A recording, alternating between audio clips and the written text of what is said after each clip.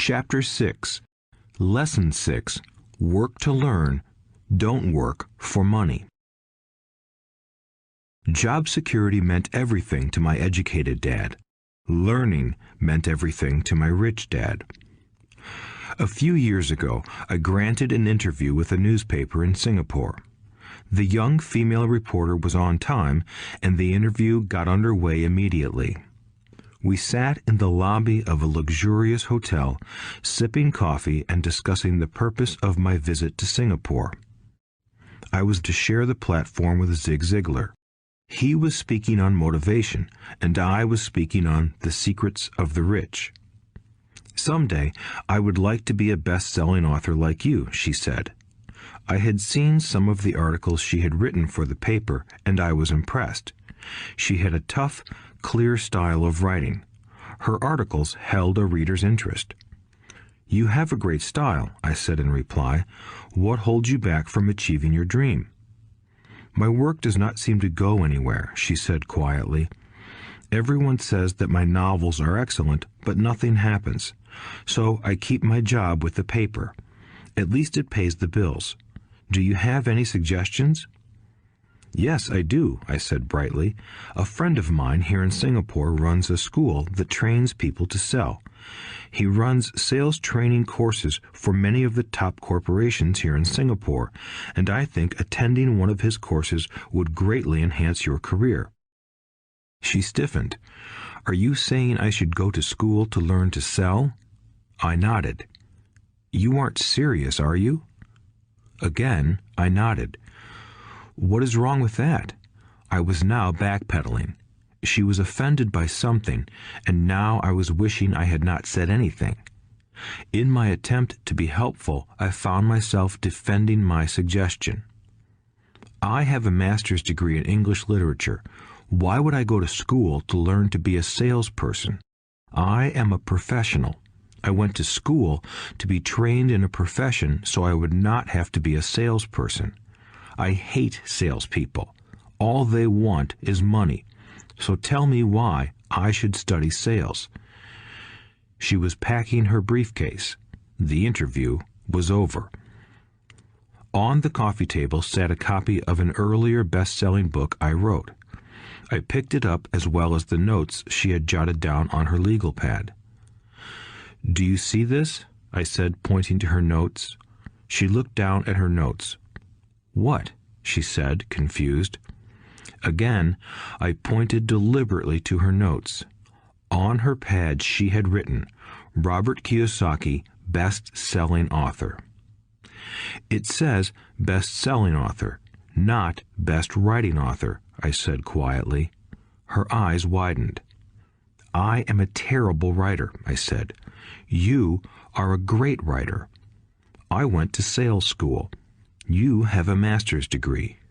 Put them together, and you get a best-selling author and a best-writing author." Anger flared from her eyes. "I'll never stoop so low as to learn how to sell. People like you have no business writing. I'm a professionally trained writer, and you are a salesman. It is not fair," she fumed. She put the rest of her notes away and hurried out through the large glass doors into the humid Singapore morning. At least she gave me a fair and favorable write-up the next morning. The world is filled with smart, talented, educated, and gifted people. We meet them every day. They are all around us. A few days ago, my car was not running well. I pulled into a garage, and the young mechanic had it fixed in just a few minutes. He knew what was wrong by simply listening to the engine. I was amazed. I am constantly shocked at how little talented people earn. I have met brilliant, highly educated people who earn less than $20,000 a year. A business consultant who specializes in the medical trade was telling me how many doctors, dentists, and chiropractors struggle financially. All this time, I thought that when they graduated, the dollars would pour in. It was this business consultant who gave me the phrase, "They are one skill away from great wealth." What this phrase means is that most people need only to learn and master one more skill, and their income would jump exponentially. I have mentioned before that financial intelligence is a synergy of accounting, investing, marketing, and law. Combine those four technical skills, and making money with money is easier than most people would believe. When it comes to money, the only skill most people know is to work hard. The classic example of a synergy of skills was that young writer for the newspaper. If she diligently learned the skills of sales and marketing, her income would jump dramatically. If I were her, I would take some courses in advertising copywriting as well as sales.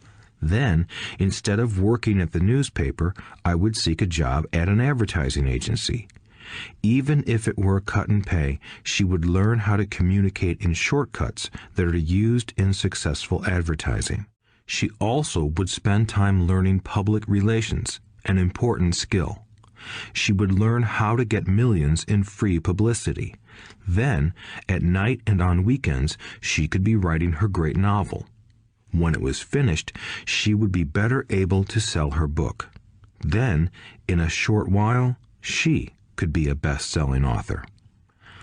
When I came out with my first book, If You Want to Be Rich and Happy, Don't Go to School, a publisher suggested I change the title to The Economics of Education. I told the publisher that, with a title like that, I would sell 2 books, one to my family and one to my best friend. The problem is that they would expect it for free. The obnoxious title, If You Want to Be Rich and Happy, Don't Go to School, was chosen because we knew it would get tons of publicity. I am pro-education and believe in education reform. If I were not pro-education, why would I continue to press for changing our antiquated educational system? So I chose a title that would get me on more TV and radio shows simply because I was willing to be controversial. Many people thought I was a fruitcake, but the book sold and sold. When I graduated from the U.S. Merchant Marine Academy in 1969, my educated dad was happy. Standard Oil of California had hired me for its oil tanker fleet as a third mate. The pay was low compared with my classmates, but it was okay for a first real job after college. My starting pay was about $42,000 a year, including overtime, and I only had to work for 7 months. I had 5 months of vacation.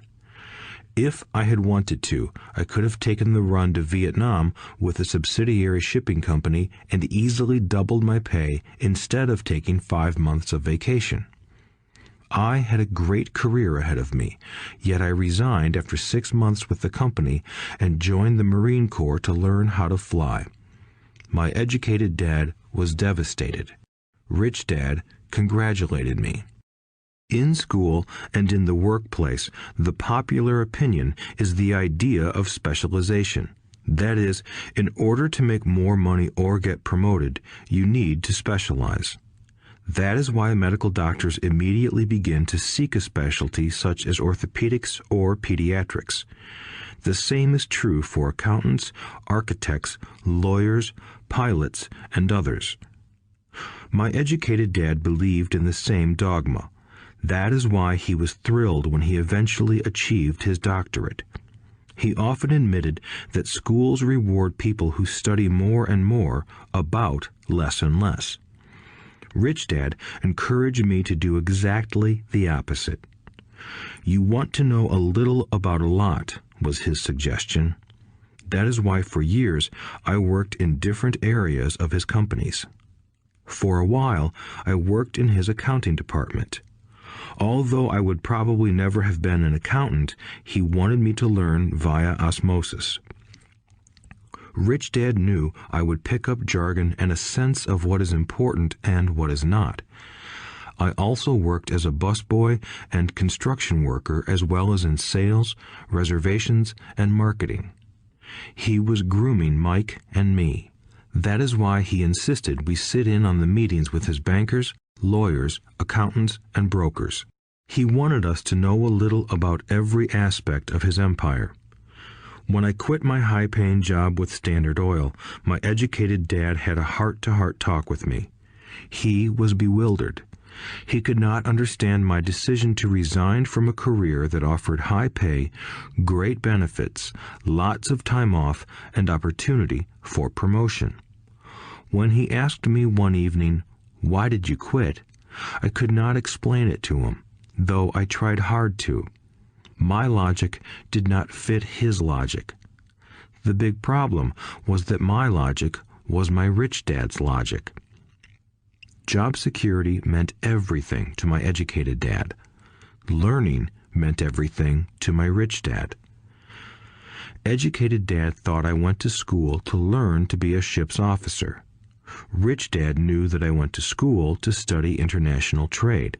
So, as a student, I made cargo runs, navigating large freighters, oil tankers, and passenger ships to the Far East and the South Pacific. Rich Dad emphasized that I should stay in the Pacific instead of taking ships to Europe because he knew that the emerging nations were in Asia, not Europe. While most of my classmates, including Mike, were partying at their fraternity houses, I was studying trade, people, business styles, and cultures in Japan, Taiwan, Thailand, Singapore, Hong Kong, Vietnam, Korea, Tahiti, Samoa, and the Philippines. I was partying also, but it was not in any frat house. I grew up rapidly. Educated Dad just could not understand why I decided to quit and join the Marine Corps. I told him I wanted to learn to fly, but really I wanted to learn to lead troops. Rich Dad explained to me that the hardest part of running a company is managing people. He had spent 3 years in the Army. My educated dad was draft exempt. Rich Dad valued learning to lead men into dangerous situations. Leadership is what you need to learn next, he said. If you are not a good leader, you'll get shot in the back, just like they do in business. Returning from Vietnam in 1973, I resigned my commission, even though I loved flying. I found a job with Xerox Corporation. I joined it for one reason, and it was not for the benefits. I was a shy person, and the thought of selling was the most frightening subject in the world. Xerox has one of the best sales trainings programs in America. Rich Dad was proud of me. My educated dad was ashamed. Being an intellectual, he thought that salespeople were below him. I worked with Xerox for 4 years until I overcame my fear of knocking on doors and being rejected. Once I could consistently be in the top 5 in sales, I again resigned and moved on, leaving behind another great career with an excellent company. In 1977, I formed my first company. Rich Dad had groomed Mike and me to take over companies, so I now had to learn to form them and put them together. My first product, the nylon and Velcro wallet, was manufactured in the Far East and shipped to a warehouse in New York, near where I had gone to school. My formal education was complete, and it was time to test my wings. If I failed, I would go broke. Rich Dad thought it best to go broke before 30. You still have time to recover, was his advice. On the eve of my 30th birthday, my first shipment left Korea for New York. Today, I still do business internationally, and as my rich dad encouraged me to do, I keep seeking the emerging nations. Today, my investment company invests in South American countries and Asian countries, as well as in Norway and Russia. There is an old cliche that goes, "Job is an acronym for just over broke." Unfortunately, I would say that applies to millions of people. Because school does not think financial intelligence is an intelligence, most workers live within their means. They work and they pay bills. There is another horrible management theory that goes, Workers work hard enough to not be fired, and owners pay just enough so that workers won't quit. And if you look at the pay scales of most companies, again, I would say there is a degree of truth to that statement. The net result is that most workers never get ahead. They do what they've been taught to do, get a secure job.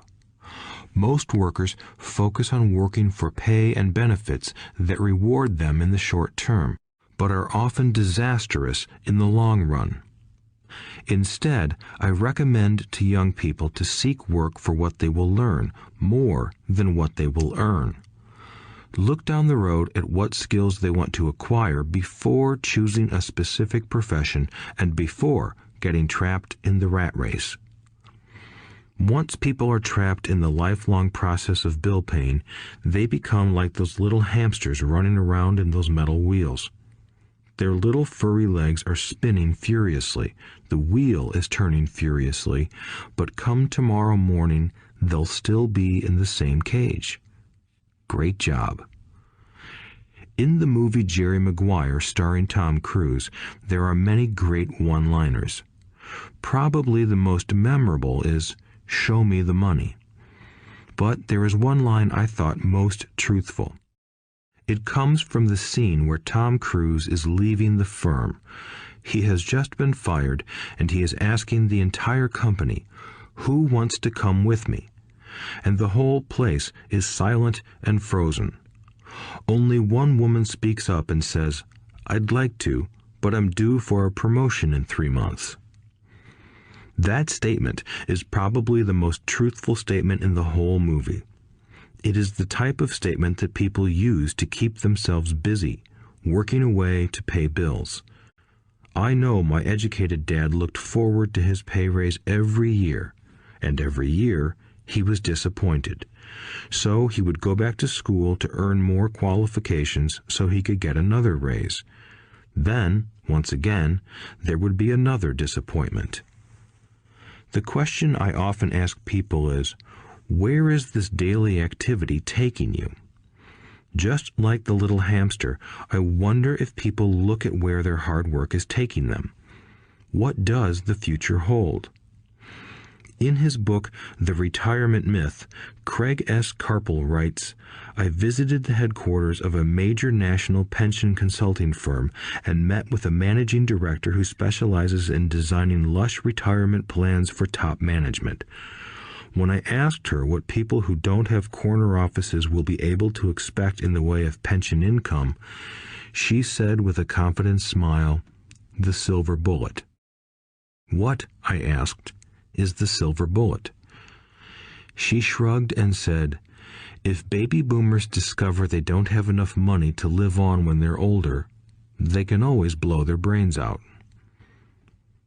Carpel goes on to explain the difference between the old defined benefit retirement plans and the new 401k plans that are riskier. It is not a pretty picture for most people working today. And that is just for retirement. Add medical fees and long-term nursing home care, and the picture is frightening. Already, many hospitals in countries with socialized medicine need to make tough decisions, such as who will live and who will die. They make those decisions purely on how much money they have and how old the patients are. If the patient is old, they often will give the medical care to someone younger. The older, poor patient gets put to the back of the line. Just as the rich can afford better education, the rich will be able to keep themselves alive, while those who have little wealth will die. So I wonder, are workers looking into the future or just until their next paycheck, never questioning where they are headed? When I speak to adults who want to earn more money, I always recommend the same thing. I suggest taking a long view of their life. Instead of simply working for the money and security, which I admit are important, I suggest they take a second job that will teach them a second skill. Often I recommend joining a network marketing company, also called multi-level marketing, if they want to learn sales skills. Some of these companies have excellent training programs that help people get over their fear of failure and rejection, which are the main reasons people are unsuccessful. Education is more valuable than money in the long run. When I offer this suggestion, I often hear in response, "Oh, that is too much hassle," or "I only want to do what I am interested in."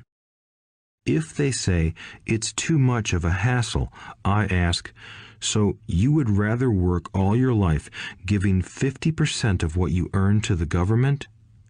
If they tell me, "I only do what I am interested in," I say, "I'm not interested in going to the gym, but I go because I want to feel better and live longer."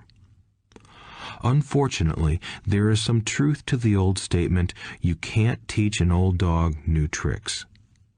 Unless a person is used to changing, it's hard to change.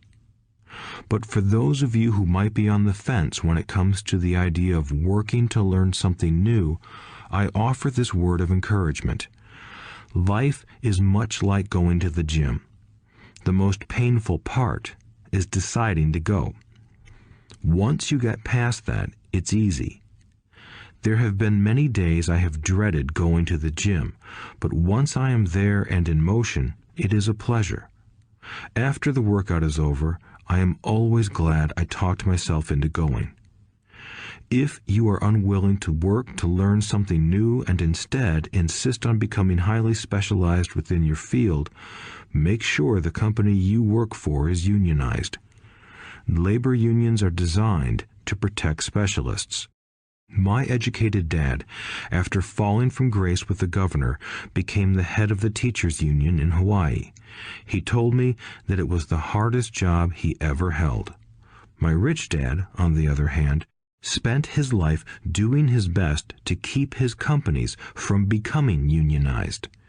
He was successful. Although the unions came close, Rich Dad was always able to fight them off. Personally, I take no sides because I can see the need for and the benefits of both sides. If you do as school recommends, become highly specialized, then seek union protection. For example, had I continued with my flying career, I would have sought a company that had a strong pilots union. Why? Because my life would be dedicated to learning a skill that was valuable in only one industry. If I were pushed out of that industry, my life's skills would not be as valuable to another industry. A displaced senior pilot with 100,000 hours of heavy airline transport time, earning $150,000 a year, would have a hard time finding an equivalent high-paying job teaching in school. Skills do not necessarily transfer from industry to industry. Skills the pilots are paid for in the airline industry are not as important in, say, the school system. The same is true even for doctors today. With all the changes in medicine, many medical specialists are needing to conform to medical organizations such as HMOs. School teachers definitely need to be union members. Today in America, the teachers' union is the largest and the richest labor union of all.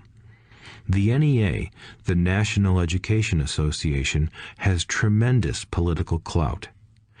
Teachers need the protection of their union because their skills are also of limited value to an industry outside of education. So the rule of thumb is highly specialized, then unionize. It's the smart thing to do. When I ask the classes I teach, how many of you can cook a better hamburger than McDonald's, almost all the students raise their hands. I then ask, so if most of you can cook a better hamburger, how come McDonald's makes more money than you? The answer is obvious. McDonald's is excellent at business systems. The reason so many talented people are poor is because they focus on building a better hamburger and know little to nothing about business systems. A friend of mine in Hawaii is a great artist. He makes a sizable amount of money. One day, his mother's attorney called to tell him that she had left him $35,000. That is what was left of her estate after the attorney and the government took their shares. Immediately, he saw an opportunity to increase his business by using some of this money to advertise. 2 months later, his first 4-color full-page ad appeared in an expensive magazine that targeted the very rich. The ad ran for 3 months. He received no replies from the ad, and all of his inheritance is now gone. He now wants to sue the magazine for misrepresentation. This is a common case of someone who can build a beautiful hamburger but knows little about business. When I asked him what he learned, his only reply was, "Advertising salespeople are crooks." I then asked him if he would be willing to take a course in sales and a course in direct marketing. His reply, "I don't have the time, and I don't want to waste my money." The world is filled with talented poor people. All too often, they're poor or struggle financially or earn less than they are capable of, not because of what they know, but because of what they do not know. They focus on perfecting their skills at building a better hamburger rather than the skills of selling and delivering the hamburger. Maybe McDonald's does not make the best hamburger, but they are the best at selling and delivering a basic average burger. Poor Dad wanted me to specialize. That was his view on how to be paid more. Even after being told by the governor of Hawaii that he could no longer work in state government, my educated dad continued to encourage me to get specialized. Educated Dad then took up the cause of the teachers' union, campaigning for further protection and benefits for these highly skilled and educated professionals. We argued often, but I know he never agreed that over-specialization is what caused the need for union protection. He never understood that the more specialized you become, the more you are trapped and dependent on that specialty. Rich Dad advised that Mike and I groom ourselves. Many corporations do the same thing. They find a young, bright student just out of business school and begin grooming that person to someday take over the company. So these bright young employees do not specialize in one department. They are moved from department to department to learn all the aspects of business systems. The rich often groom their children or the children of others. By doing so, their children gain an overall knowledge of the operations of the business and how the various departments interrelate.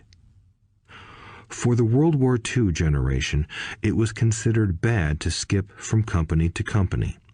Today, it is considered smart. Since people will skip from company to company rather than seek greater specialization in skills, why not seek to learn more than to earn? In the short term, it may earn you less, but it will pay dividends in the long term. The main management skills needed for success are 1. Management of cash flow, 2. Management of systems, 3. Management of people. The most important specialized skills are sales and marketing. The ability to sell, to communicate to another human being, be it a customer, employee, boss, spouse, or child, is the base skill of personal success. Communication skills such as writing, speaking, and negotiating are crucial to a life of success. These are skills I work on constantly, attending courses or buying educational resources to expand my knowledge. As I have mentioned, my educated dad worked harder and harder the more competent he became. He also became more trapped the more specialized he got. Although his salary went up, his choices diminished. Soon after he was locked out of government work, he found out how vulnerable he really was professionally.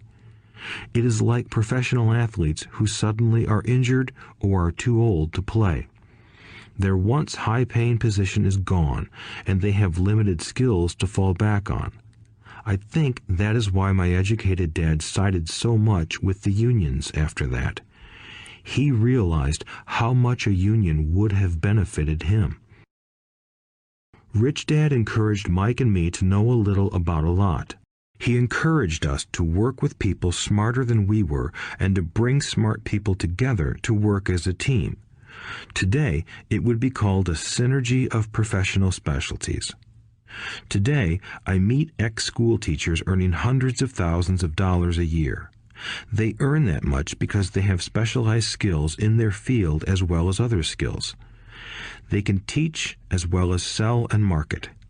I know of no other skills to be more important than selling and marketing. The skills of selling and marketing are difficult for most people, primarily due to their fear of rejection. The better you are at communicating, negotiating, and handling your fear of rejection, the easier life is. Just as I advised that newspaper writer who wanted to become a best-selling author, I advise anyone else today. Being technically specialized has its strengths as well as its weaknesses. I have friends who are geniuses, but they cannot communicate effectively with other human beings, and, as a result, their earnings are pitiful.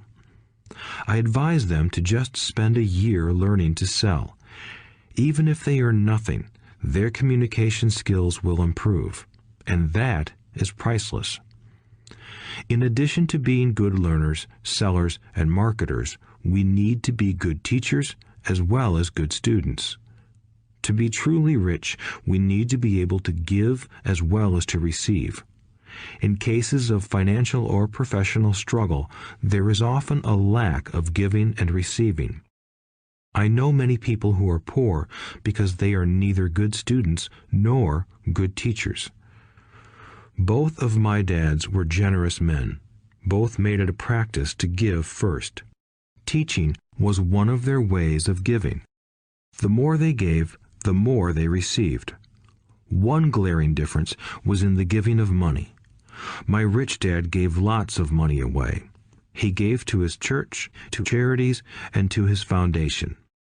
He knew that to receive money, you had to give money. Giving money is the secret to most great wealthy families. That is why there are organizations like the Rockefeller Foundation and the Ford Foundation. These are organizations designed to take their wealth and increase it, as well as give it away in perpetuity. My educated dad always said, "When I have some extra money, I'll give it." The problem was that there was never any extra. So he worked harder to draw more money in rather than focus on the most important law of money. Give and you shall receive. Instead, he believed in receive and then you give. In conclusion, I became both dads. One part of me is a hardcore capitalist who loves the game of money making money. The other part is a socially responsible teacher who is deeply concerned with this ever-widening gap between the haves and have-nots. I personally hold the archaic educational system primarily responsible for this growing gap.